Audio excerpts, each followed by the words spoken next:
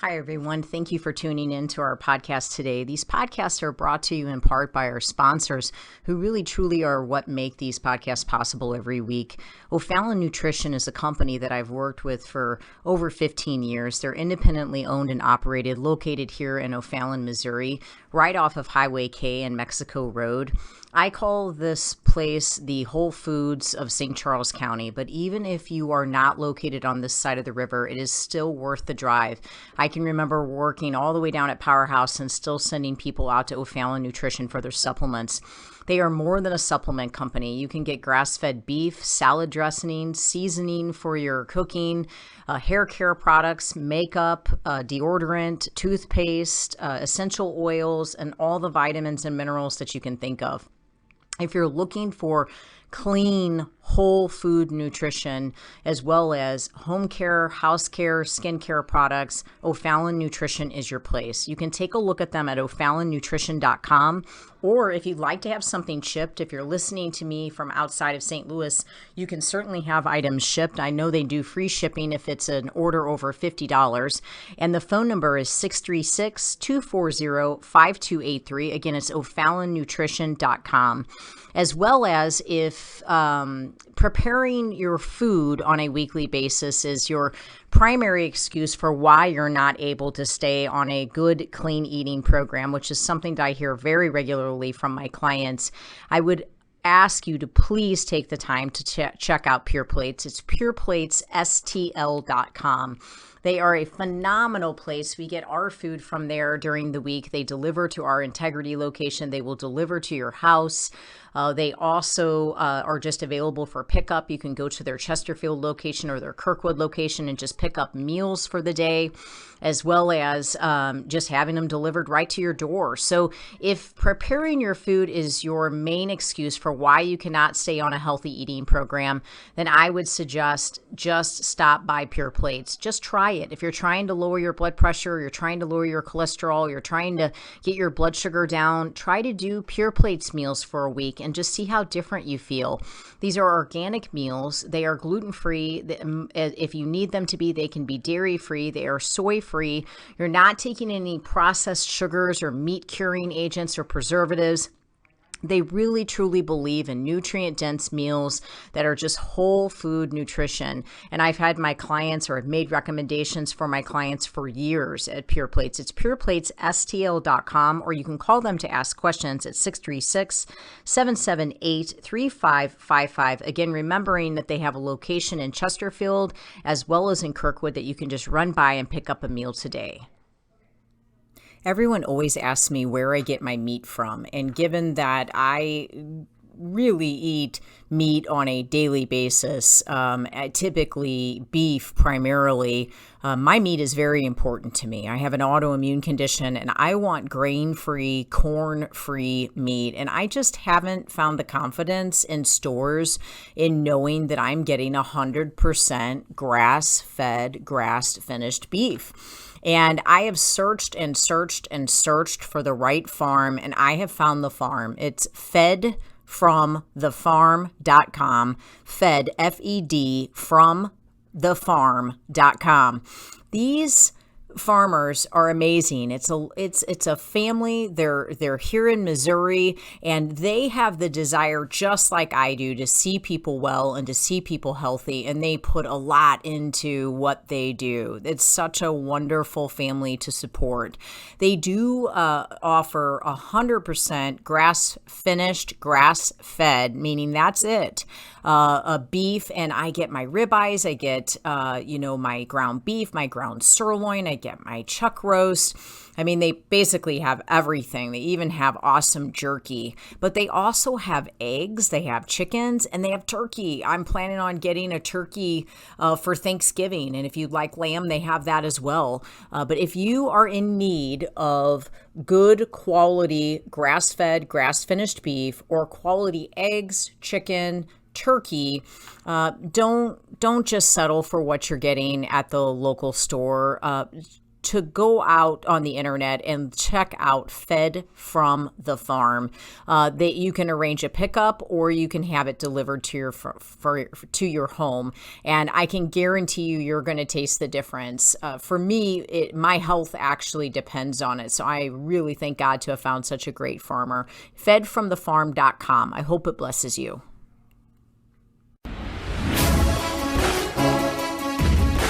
Welcome to Faith, Fuel, and Fitness, the Integrity Way, with your hosts, John and Debbie Morris from Integrity Training Systems. Good afternoon, everybody. This is John and Debbie Morris with Integrity Health Systems here in studio talking with you today. We got a couple good topics today. We've really been kind of feeling spirit-led on what we want to talk to you guys about. And I think the first thing I want to start with this portion of the show is consistency. I think this is a commonly used, especially in the fitness industry, because it's a motivational catchword. Consistency is key. Consistency and persistence, consistence over X, Y, Z. There's a million ways it's said, maybe to the point that it's overused, but it really truly is important. In all aspects of life. If you're looking at your fitness aspects of consistency, if you find yourself working out once or twice and then going a few weeks without working out and then working out once or twice, you're not really going to get yourself into a position where you're going to change your body a whole heck of a lot. You'd be better off doing a 15-minute workout 5 times a week than a 45-minute workout once every 2 weeks or something like that, because you're creating a pattern that shows your body that it needs change. You're also creating a pattern of tear down that requires change to be better. The same can be said about your food. As far as consistency goes, if you're someone that's on your food and you're really trying to make a difference in your health, you're better off. And I'm not telling you to do this, but you're better off once a week just absolutely sabotaging yourself and having everything under the sun and then spending 6 days clean, rather than having something that you shouldn't have every day. You think you've, right, Deb? I mean, would you agree with that? You think you've done great 23 hours out of your day. I'm going to go ahead and have my glass of wine or my dark chocolate or my candy bar or whatever it may be. It's just one little thing a day. Right. What do you think is the biggest thing that keeps people from being consistent with exercise, with diet, just with a healthy lifestyle? Like, what do you think shocks people so much and totally throws them off their game? I think this is what actually makes consistency difficult, is that there isn't one thing that does it. I mean, anything can do it. You can be in a phenomenal routine and get sick. You spend a week in bed, you might find that when your routine starts back up and you're going back to work and trying to figure out getting the routine back with taking your kids to their sports events, and your spouse has been doing that for you but isn't going to be doing it again, you might not find the same routine or rhythm that you fell out of. You can have it happen because you reach a first-time goal. You can have it happen because you reach what you feel is a plateau. Sometimes it's just boredom. I mean, how many times do we hear people say, I just, got tired of my workout, or I'm just kind of tired of what I'm eating, and it's like, you've got to remember that you're doing what you're doing, not necessarily for the excitement of the workout and the excitement of the food, but because of the result you're looking for. I'm not telling you to not enjoy the journey. I'm not telling you to not find a way to eat clean and still have it taste good. I'm not telling you to never change your workout and be bored with what you're doing, because I do believe those are recipes for disaster and for failure. But what I am saying is, don't lose sight of that why. And we're going to talk about that a little bit later, but we're going to talk about how that's what's going to actually keep you locked in on that. But I think for me, one huge thing I hear people say about consistency is time. People always fall back on the fact that, well, I just can't find time to always be consistent. And there are few, but there are times out there that I feel that is actually applicable. But most times it's that we're not making time. I can give you an example for myself even today. I usually work out on Mondays at 5:30. It's a time that's actually even set aside. Well, there's a possibility that the person I work out with isn't going to be in today. And I had already started coming up with other things I could do in that time slot. because of a lack of time. Like, well, I can do this, I can put that there, I can get this done. But it's like, no, man, that's when you're going to do your workout. And then on Thursday, if you don't work out Monday, you're going to be saying, man, I wish I'd had the time to get my workout in. But you're already figuring out something else to put in that time slot. Right. You know, so you're breaking your own consistency, and you're doing it willingly. Right. And I think just understanding that life is going to be, you have to be flexible with each day, and that includes diet, and it includes exercise, and understanding that, yes, we all would love to have this preset schedule, that we would love to have work exactly the way that we would, that it's supposed to work. And, your 5:30 is going to show up, and then you're going to get your workout in, and then you're going to go home and do all these other things. But at the end of the day, sometimes those things don't happen. So what we have to become experts at is being flexible and learning how to pivot. What is that next step? What can I do in this direction? What can I do in that direction when these circumstances come up? As well as what is my plan B and what is my plan C? So when I work with a client on their nutrition, we go through a 6-month program.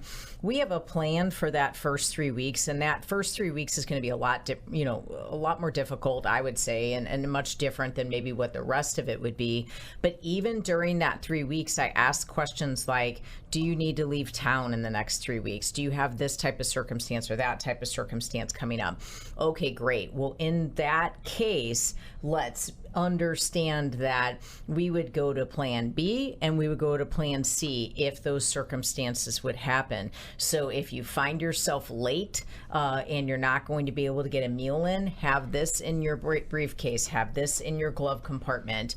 If you find yourself in a circumstance to where one of the kids' games or the team's going later than it should, or your meeting went later than it should, here's where you can drive through a drive-through. Here's a place that you can order a DoorDash. Here's a place that, you can do the curbside pickup. Like, there is a food situation. And what I really like what you said earlier, and I say this to people all the time, especially my new mamas that just had babies and they're finally released to exercise, but yet now their whole schedule is different, and they don't know when they can wake up, and they don't know when they can do things. And like you said earlier, I just say, okay, then get up and walk for 10 minutes. And I've had so many people say, and not just new mamas, but say, well, 10 minutes, is that even really going to be worth it? And I'll say, absolutely. If you can do 10 minutes, 10 minutes is better than no minutes. So get up and do the 10 minutes and do it to the best of your ability. And I can 100% assure you that after you do those 10 minutes, you will feel so much better and so happy that you did it. But then there's mindset training. So you have to be consistent with your mindset as well. You can either say, well, I slacked off today and only got 10 minutes. I'm not doing as good as I used to do. I used to be able to do an hour every day. I used to always be able to get this meal and this meal in, but now I have to go through a drive-through, and now I have to, just eat things out of my briefcase. Well, at the end of the day, if those items are still clean, and at the end of the day, you're still getting that 10 minutes in, and maybe you're able to do it at lunchtime, and maybe you're able to do it after dinner as well, then we're still working towards the same direction of a healthy lifestyle. And I think sometimes the reason why people break that pattern of consistency is because they get locked into this idea that it has to be a certain way. Yeah, I think that people look for that rigid style because there's safety in it and there's less work in it. Someone that gets up at 3 a.m. every morning and they hit the gym at 4 and they're at work by 5:30 and they work from 6 until 4 p.m. and then at 4 p.m. they go to the gym and they do their cardio, and at 4:30 they leave and they go home at 5, and by 5:30 they're having dinner, and then they go to bed at 8 o'clock. Like, that sounds like a lot. Sounds amazing. Because it is a lot. But what you just said life makes sense. This is the thing. This is where people get confused. They're like, oh, well, that's a lot, but that's actually easy. Like when your schedule can be the same every day and it's uninterrupted, that's easy. Where consistency comes into play is understanding that it's not going to be that easy, and sometimes it's gonna it's going to require a restart. Consistency and persistence run hand in hand with each other. When you fall or you falter or you fall off, or you've gone from being the 1 hour able to work out a day to 8-minute workout a day person, you have to understand a couple things. One is that, yes, something is better than nothing. There's validity in that. But the second thing is you don't just start right back where you left off. You've got to drive a wedge in. And sometimes that 10-minute workout is just a catalyst to create the change to allow your consistency to return. Right, and I think it's consistency in the keys. Find the key items to focus on, and what you're being consistent with is continually focusing on that. So I want to nourish my body. I will not eat poisonous ingredients. Okay, don't be hard on yourself if you didn't make your exact shake, or you didn't make your exact this or your exact that. Don't be hard on yourself if you didn't get that exact workout in. The key is I want to nourish my body. I want to move my body, and I want to develop and improve my spirit. Let's stay consistent with those three angles, and we'll fill in the gaps along the way. And that's what we do at Integrity Training Systems. We teach you how to fill in the gaps, and we give you some grace when life doesn't go as planned and things are not always as expected. And that's what we coach you and teach you through our 6-month nutrition program. For more information, give us a call at 636-299-2208 or take a look at us at integritytrainingsystems.com.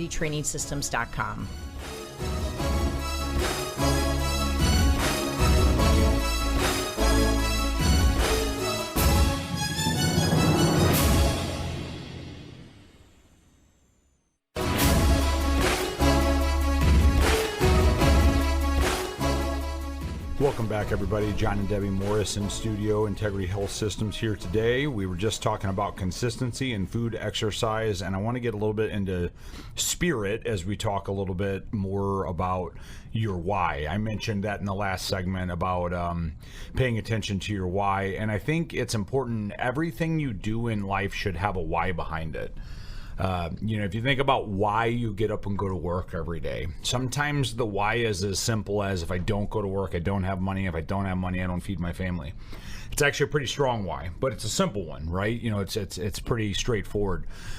Your why is actually what's going to cause you to be successful or not. Because if you have a strong why, you're going to be willing to work hard. You're going to fight through adversity. You're going to push through the hills.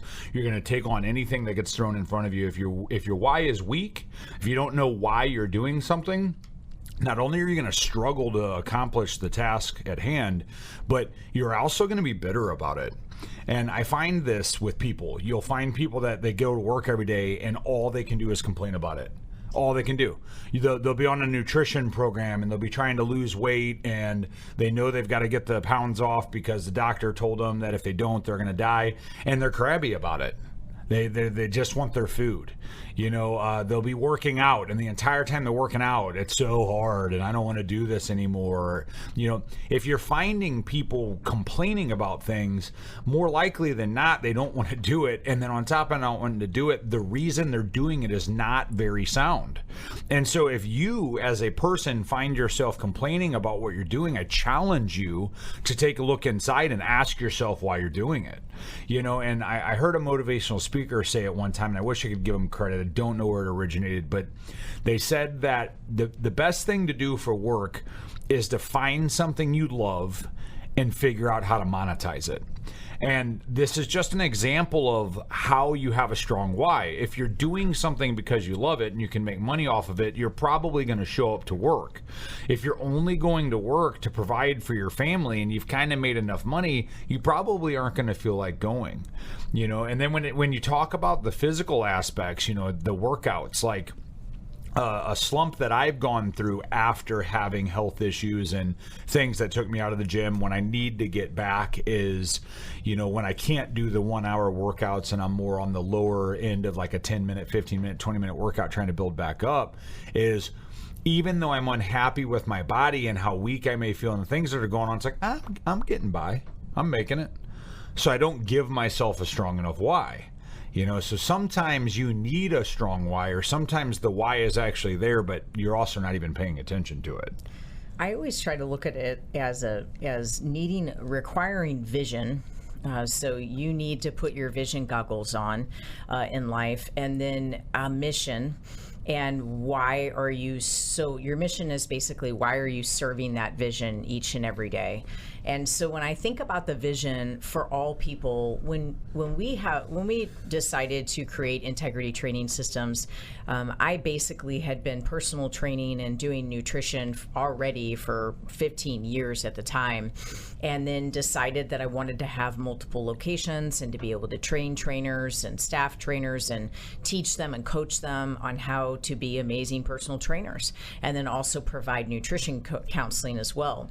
And one of the things that I've always done at Integrity, also at Sophie's Protein Bakery, as well as the workers that work out of our house, is I have started them and hired them and interviewed them based off of a godly vision. Okay, so God's given what I feel like a mighty call for my personal life, and he's given it to me over 20 years ago, and that's truly to help people and to heal people through nutrition and through exercise. And so when I meet with someone, they can be working as an admin, they could be working as an operations person, they could be working as a personal trainer, they could be working to facilitate social media or to handle advertising.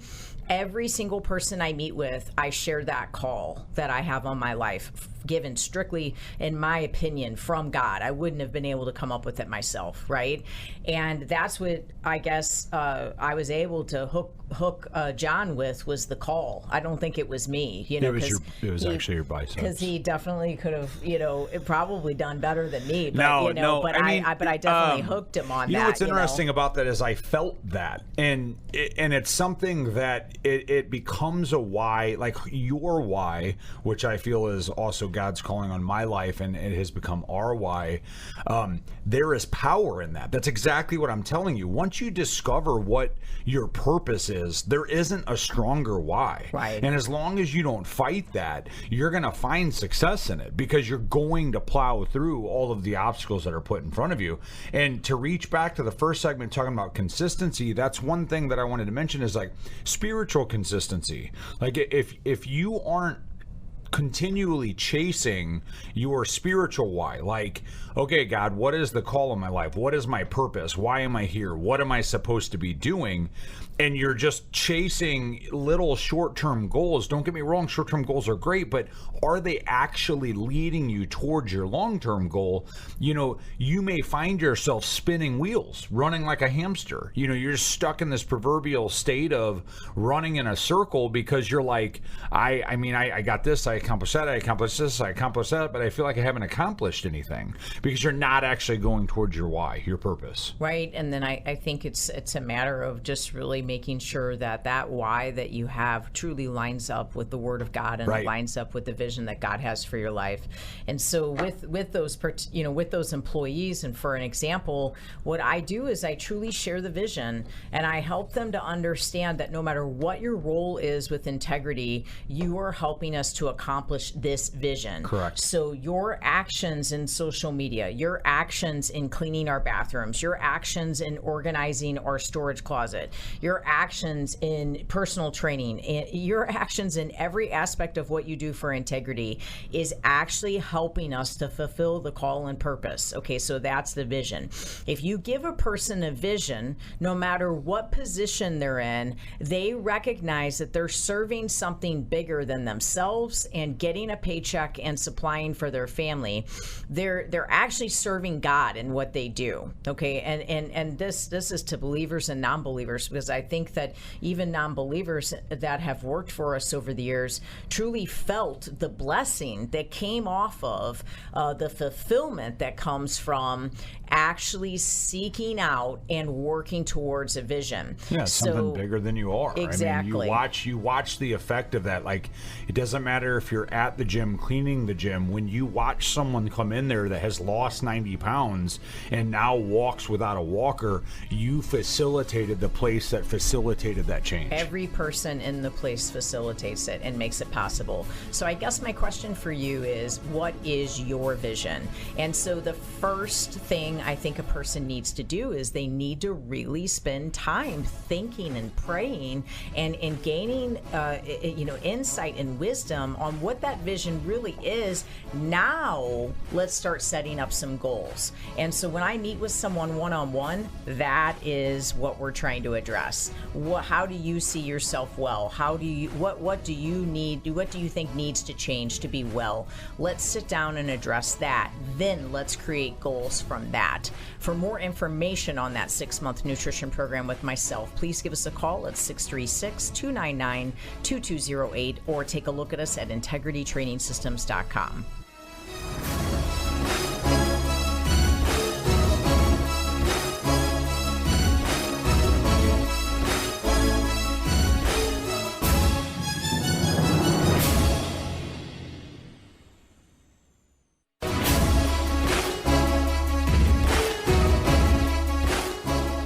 Welcome back, everybody. John and Debbie Morris with Integrity Health Systems here in studio today. We're talking a lot about vision. We're talking about mind, body, spirit, and just kind of keeping yourself consistent in all that you do, what your why is, being strong, making sure you're standing on the foundation of living the life that God has called you to live.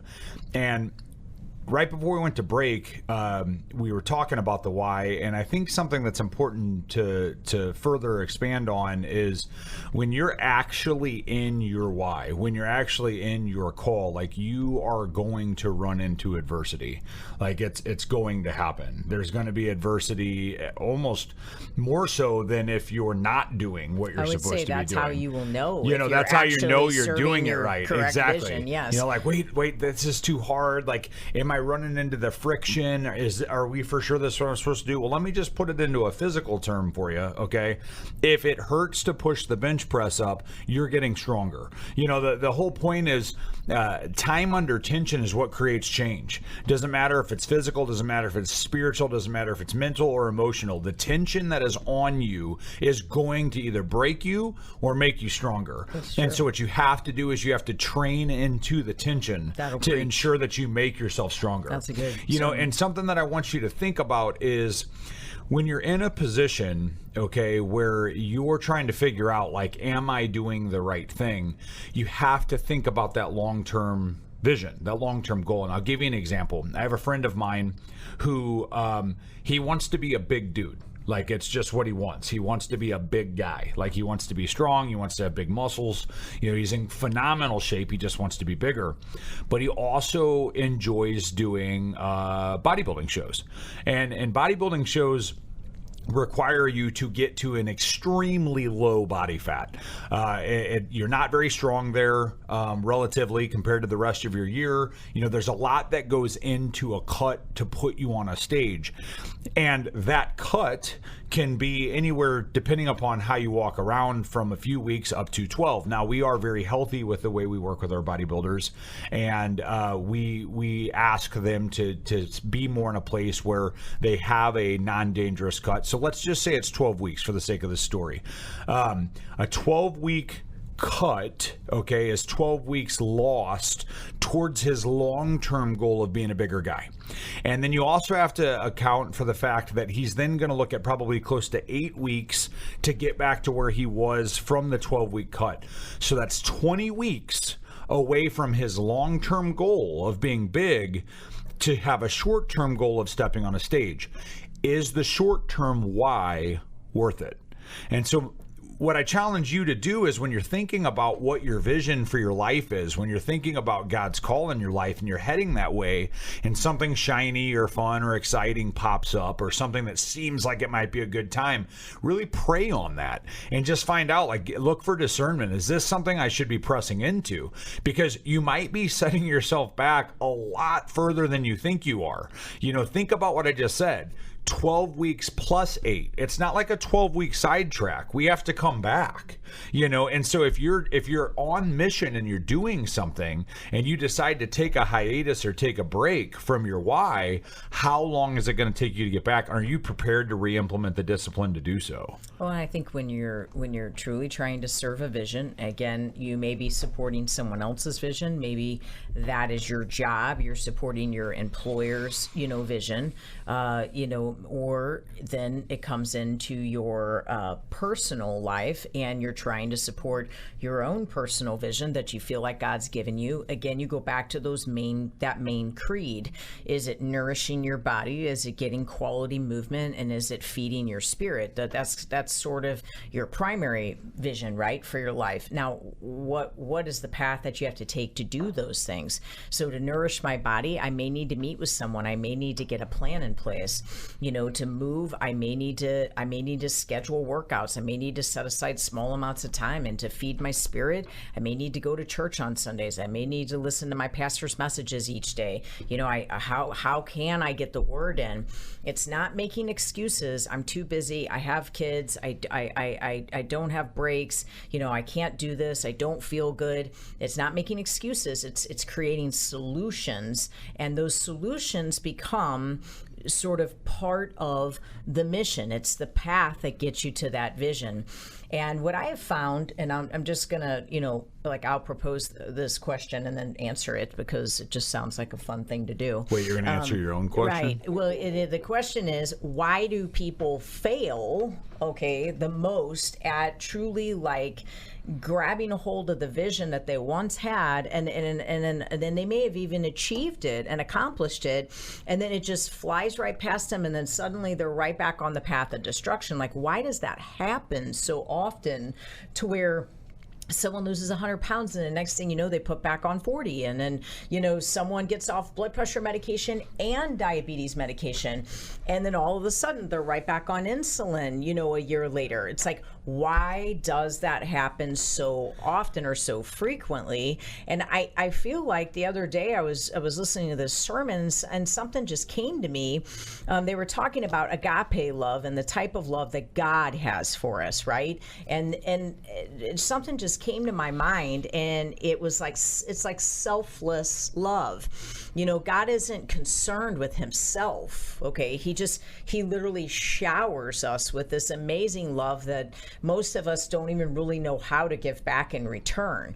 And so in my opinion, personally, I think the biggest reason why people end up failing and going back is because we get so self-focused and we self-sabotage ourselves. So there's a lot of self there, but this comes up and that comes up and this comes up, and before we know it, we think because this is so bad and that is so bad and my life is just not going the way it should, and I have this problem and I have that problem, I'm going to eat donuts, I'm going to eat cake, right. I need to drink wine, I need to go out with my friends, I need to have bad food because all of this stuff is happening to me.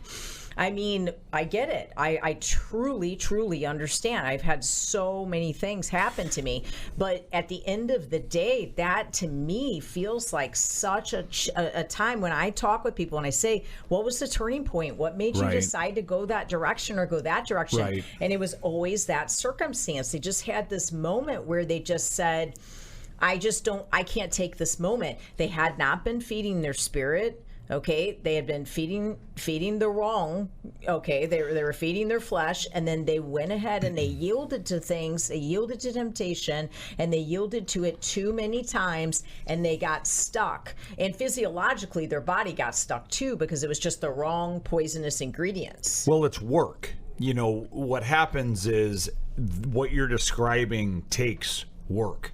So when everything's great, when the grass is green, when the sun is shining, when you're only working 8 hours a day, when the stars align, the work required to eat clean, get your exercise in, read your Bible, have good faith, it's easy. And so what happens is when cataclysms occur, like you spill your coffee in the morning, you drop your keys under your seat, these things start to compile throughout your day, and your day starts to become a quote-unquote bad day, or I didn't sleep last night, I've got a sick kid, the things that compound that give us we all have these days, a bad day. The work that we were able to do on the good day becomes too much. And so what happens is people hit this place where they're willing to give that up, because if we're honest with ourselves, most human beings inherently are okay with working a little less, not doing that 10th rep because 9's probably enough, stopping at the 9/10 of a mile because we got that in, having the one candy bar because I ate clean the rest of the day. I worked really hard today, so I'm not going to take that last ticket at work that came in. Most humans, we have that capacity in us. Now, not all of us. Some people have that 100% drive and they get up after 30 minutes of sleep and get it done. But most people have that inside of them. And it's not a lack of willingness to work or laziness. It's that this overload effect comes in. And so when things aren't perfect, taking it all the way back to what we were talking about in the first segment, when we aren't in that little regimented setup, it becomes easy to want to give in to eating something that they shouldn't eat, or want to give in to not working out, because at the end of the day, without a strong why, that's actually what they want. They want that bad food. They want to not have to have the workout. I'm going to tell you right now, I'm just being honest, if I could get away with eating pizza every day and it didn't make me sick and it didn't make me unwell, I would eat pizza every day because I like pizza. Okay, what makes me not do that is knowing that it does make me sick, knowing that I am unwell because of it. And so I have to press into that why, because then if I'm sick and unwell, I can't do what my call is, which is to help other people. And that's what keeps me going. But the reality is, of course, I want that. So if I have a really bad day and I come home at the end of the night and I realize I don't have any food, how easy is it to let myself have what my flesh wants? And so I think when you talked about at the beginning of this segment and you posed the question, why do people lose 100 pounds and gain 40 back? I think that's what it is. I think there's a sense of accomplishment and we almost let our guards down. Like we don't have to put the same amount of work in anymore. And then when we start thinking that way, it becomes really easy when that overload effect happens to let ourselves slip on those things that are important. Well, and I think it's just you've lost sight of your vision. So correct. Maybe you've accomplished something already, and so maybe you feel like your vision is changing. But at the end of the day, I truly think we tend to become a little bit too self-focused, and we need to become a little bit more selfless. So if we could go into our day focusing on complimenting others, focusing on finding all things in our life and in our day that we could be grateful for, instead of all things in our life and in our day that we are concerned about, that we are upset about, that we feel like is going downhill. We're going to change our perspective and we're going to change the way we get through our day. And it's ultimately going to impact the way we make decisions as we make it through our day. So really that's a lot of what I do when I meet with people. I just reframe things for them. So they come in and they tell me, well, this is happening and that is happening and this is happening. That's why I couldn't eat good food. And I say, because this is happening and that is happening and that is happening, here's why I actually really truly need you to eat good food. Because the food is going to nourish you. It's going to calm your hormones. It's going to balance your brain, and it's going to ignite you to make different decisions, better decisions whenever those circumstances occur next time. And so I'm just setting up a different way for them to look at what they need to do. I'm also reframing basically how they feel or view or see the situation. So I just try to look back and say, okay, I understand that that's happening, and I know that is probably very challenging for you, but have you considered just looking at it this way or looking at it that way? And it's just a more positive perspective. And before we go to break here, that's one thing I want to just piggyback on the back of what you just said to give to people is the worst time to let your exercise or your food fail is when you are mentally or spiritually spiraling. When one of your other conditions or situations is out of alignment, that's when exactly you should tighten the other tent posts. Yes. Get your food right, get your exercise right, lock all of that down, get in the Bible, and then get your mind right, because if your mind being off allows you to let the rest of that stuff to go reeling, it's going to be real hard to get the train back on the tracks. Exactly, and that's what we can help you do. Let us help you strengthen your tent posts. For more information on a 6-month nutrition program with Integrity Training Systems, you can take a look at integritytrainingsystems.com or give us a call at 636-299-2208.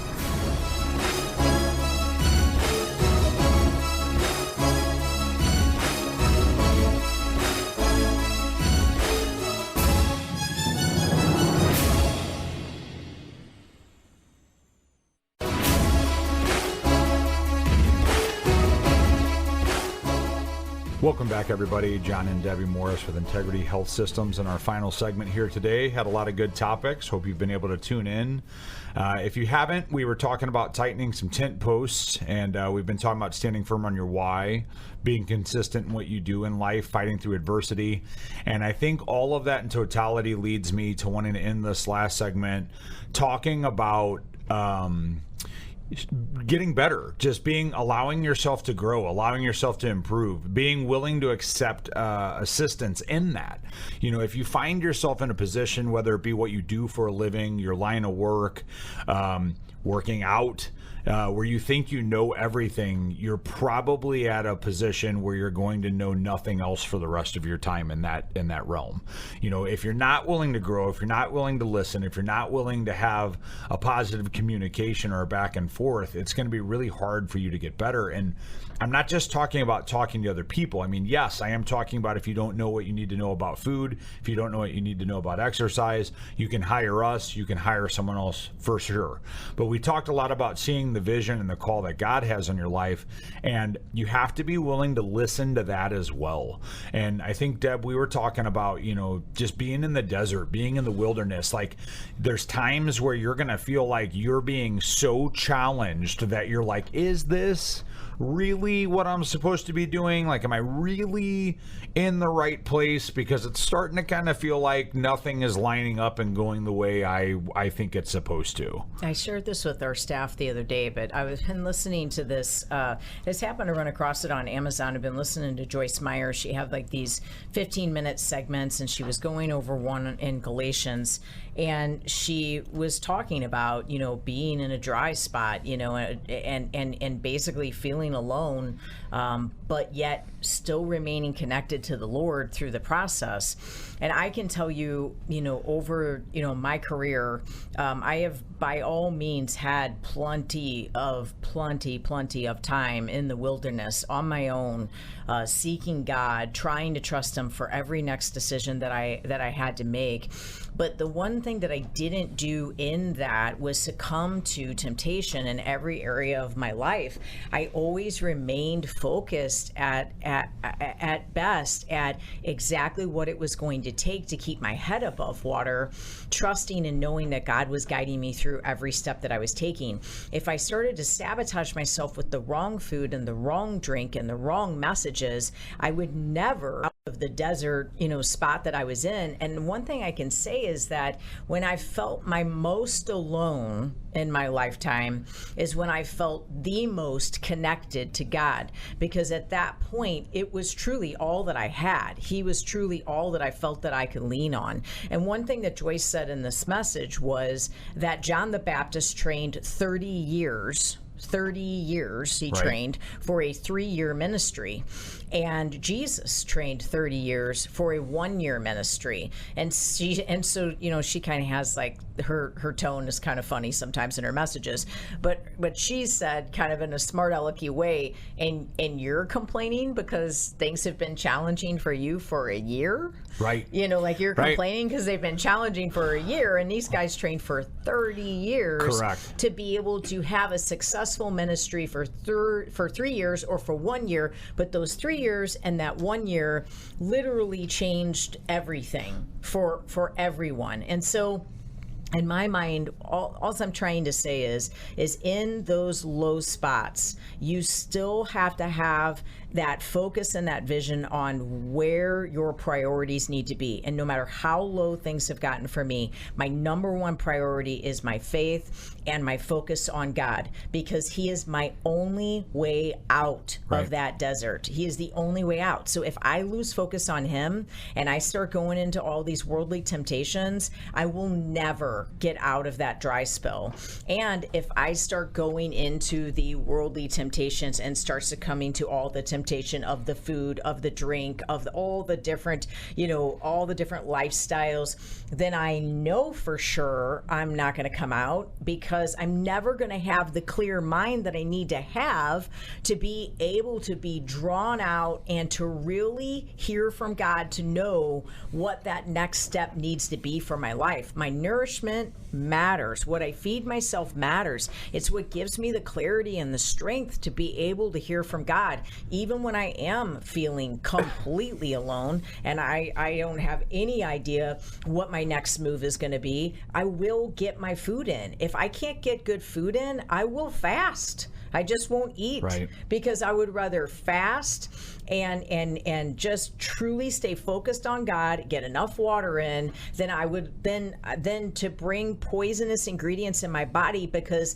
that the enemy is all over that. He is all over that. It is an attack from him. He comes in with those deceptive drinks, with those deceptive candies, with those deceptive cakes, with those ingredients that look like they're healthy, but they're really not. And he creates a scenario to where you will be so bogged down and so fogged up that you'll never hear from God. It's no difference than the temptation for Jesus, right? I mean, he even showed up in his desert. Right. Like, hey, man, you seem like you're probably pretty hungry and probably pretty thirsty. Why don't you just convert some of this stuff into food and water and go ahead and have some? Right. I mean, if he's going to tempt Jesus, like, he's sure as heck going to tempt you. Right. And so if you find yourself hungry in a position without food, not prepared, you didn't discipline, you didn't take the time to get it right, that's not the moment to say, well, that's just one time, because one times happen all the time. Right. And one of my favorite statements is, you sweat more in training, so you bleed less in battle. I was a cage fighter, okay? And when you sent that text message about Joyce Meyer the other day, this is immediately what came to my mind, is I am currently training a fighter right now for a fight that's coming up. And this last Thursday night, when he was training with me, at one point he was laying on the ground and he was heaving. Now, he didn't puke, but he came close. I mean, he was heaving. And I made him get up. I was like, get up. It's time to fight. Like, it ain't over yet. The bell hasn't rung. Like, you still got 15 seconds left. You're going to lay down and curl up and heave while he's swinging on you for the last 15 seconds. The reason I'm telling you this is I am going to sweat him so hard during his training that when the moment comes that he's in that ring, okay, when he's in that moment, that fight, he's going to think, wow, this is actually really easy. Now, the fighter might be better than him. I don't know. I don't know what direction his match is going to go, but I'm going to tell you right now, his training, as far as fitness goes, isn't going to let him down. And the reason I'm mentioning that is you said someone trains 30 years for a 3-year ministry, okay? Sometimes you've got to be willing to take yourself to that brink of exhaustion, to that pain, to that suffering, to that willingness to sacrifice things that you don't need for your mission, for your spirit, and those moments where you could give up, so that when the moment that is going to actually define your life shows up, when that's there, when it's on the doorstep, when it's time, ready for it. Because what happens is people miss these moments all day long, because in the calm and the quiet and the desert and the moments that they should be training, they're not. They're not staying strong. They're not staying true. They're eating something because it's just a random Saturday. I'll get back on it Monday. Quit waiting to get back on it. This is where persistence becomes key. It's even more important in my book than consistency, because if you're persistent, the consistency is just going to happen. You keep trying and trying and trying and trying and trying, and not the next day, not the next week, not the next month, not the next year, but the next moment. And if that's your mindset, you're going to be unstoppable in everything you choose to do in life. In the deepest, darkest deserts of my life, the only thing that kept me wanting to wake up the next day was the possibility of what God could do through my life. Right. So the refusing to give up was because I remained centered and grounded on His word and His desire for my life. And at the end of the day, that's truly what your focus needs to be. You've got to find your hope, and you have to remain anchored to it. And there is hope in health, so you do have to find your path to health. Yes. And that will help you to remain, I would say, hopeful. And it will also take the quit out of you, because you'll have something to reach for every day and something to chase after. But also you have to remain focused on your faith, and you have to stay in faith, because when you truly are serving faith, you're serving something bigger than yourself and something bigger than your own problems. You rise above those problems and you remain above them, and you stay so focused on God and what He would have you to do that day, that you're just not focusing on all those problems that you want to complain about, that you want to overeat because of, and that you want to skip your exercise because of. Slopping around in the mud and complaining is going to keep you dirty all day long. Right, exactly. So stay focused on what's important, and in my opinion, it's the Lord. And if we can help reframe things for you, if we can help direct you, if we can help guide you to know exactly what to eat, how to nourish, how to move your body, please give us a call. We have a 6-month nutrition program, and we can also offer you one-on-one personal training. Just give us a call at 636-299-2208, or take a look at us at integritytrainingsystems.com. Thank you so much for listening today, and God bless you.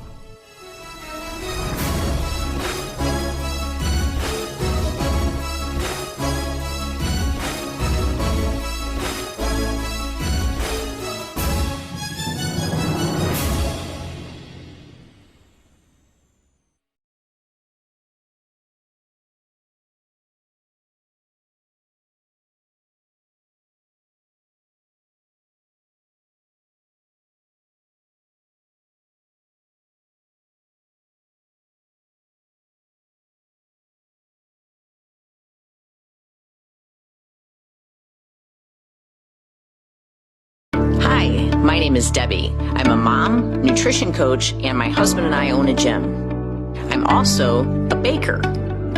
I bake healthy cookies, brownies, and muffins that are high in protein and low in sugar. And yes, they are gluten-free and dairy-free. Our daughter Sophie is our greatest inspiration, so we decided to name all of our baked goods after her. The idea for Sophie's cookies, brownies, and muffins came out of a real need to provide our daughter with a healthy snack. These healthy snacks make her more alert, balanced, and overall more joyful. We know that our baked goods are a better way to snack, and we want everyone to experience it.